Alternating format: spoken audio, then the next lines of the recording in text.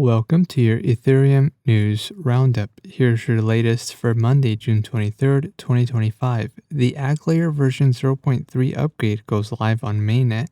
Lodestar rebuilds its architecture with ZIG. The Federal Reserve ends reputational risk oversight. And the Aave DAO votes to activate Chainlink SVR Phase 3. All this and more starts right now. Agglayer, a unified network aggregation layer, deployed its version 0.3 upgrade to Mainnet.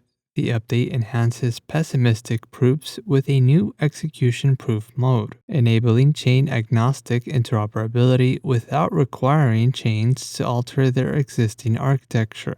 The upgrade allows non-CDK-based chains to join the Agglayer by proving their own state using ZK proofs. The version 0.3 upgrade also verifies state finality, ensuring a sending chain has finalized its state before interop. Katana, a DeFi-focused Layer 2, will be the first to launch using the execution proof module, combining the OP stack with ZK-based security. Polygon Proof of Stake will also connect to the Agglayer by the end of Q3 using a proof of consensus.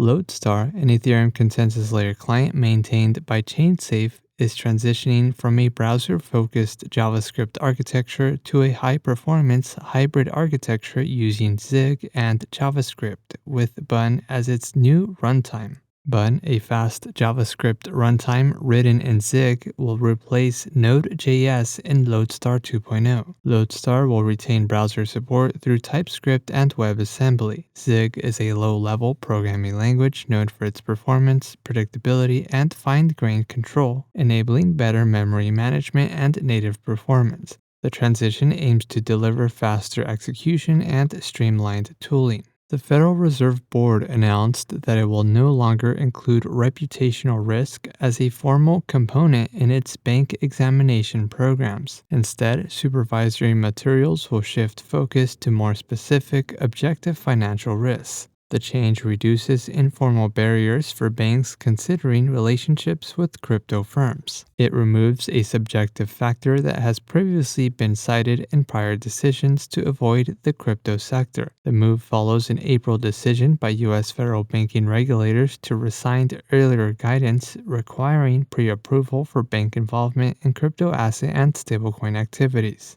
And lastly, a new Aave DAO governance proposal aiming to activate Chainlink smart value recapture feeds for ETH correlated assets and USDC on the Aave v3 Ethereum core instance is now open for voting. Chainlink SVR is an advanced Oracle system that helps DeFi protocols recapture non-toxic maximum extractable value from liquidations using Chainlink price feeds. The proposal represents Phase 3 of the SVR rollout on Aave, building on two earlier phases that successfully integrated SVR for BTC-related and select ETH-related assets. The system has already generated over $50,000 in revenue for the Aave DAO through 51 SVR-driven liquidations. In other news, L2B adds historical liveness data and Sky Protocol goes live on OP Mainnet. This has been a roundup of today's top news stories in Ethereum. You can support this podcast by subscribing and following us at ETH Daily. Also subscribe to our newsletter at ethdaily.io. Thanks for listening. We'll see you tomorrow.